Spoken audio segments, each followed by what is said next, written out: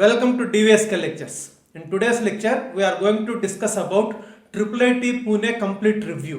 IIIT Pune 2024 cut off ranks కానివ్వండి, లేకపోతే ఎప్పుడు ఎస్టాబ్లిష్ చేశారు, లాస్ట్ 5 years ప్లేస్మెంట్స్ కానివ్వండి, ట్యూషన్ ఫీ ఎంత ఉంటుంది, మొత్తం డీటెయిల్స్ అయితే ఈ వీడియోలో మనం డిస్కస్ చేద్దామండి. ఎవరైనా కానీ మన ఛానల్ కానీ ఫస్ట్ టైం కానీ చూస్తుంటే సబ్స్క్రైబ్ చేసుకోండి. అదేవిధంగా ఈ వీడియోని లైక్ చేసి షేర్ చేయండి so that some of your friends would get benefited.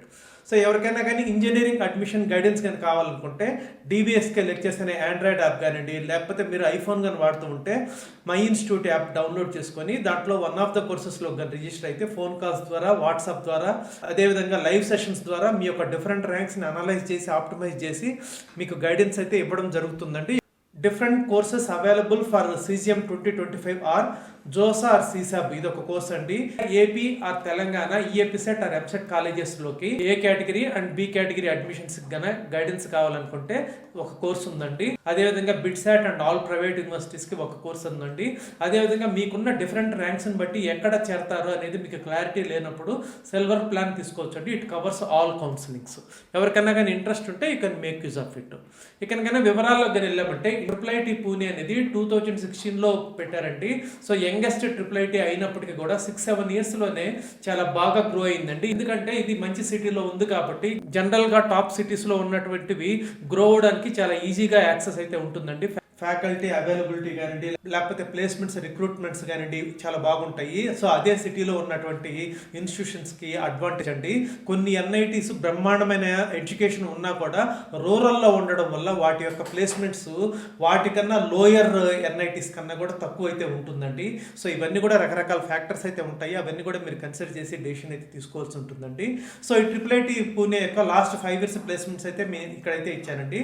So 2024 బ్యాచ్కి అయితే హైయెస్ట్ ప్యాకేజ్ 43 lakhs అండి.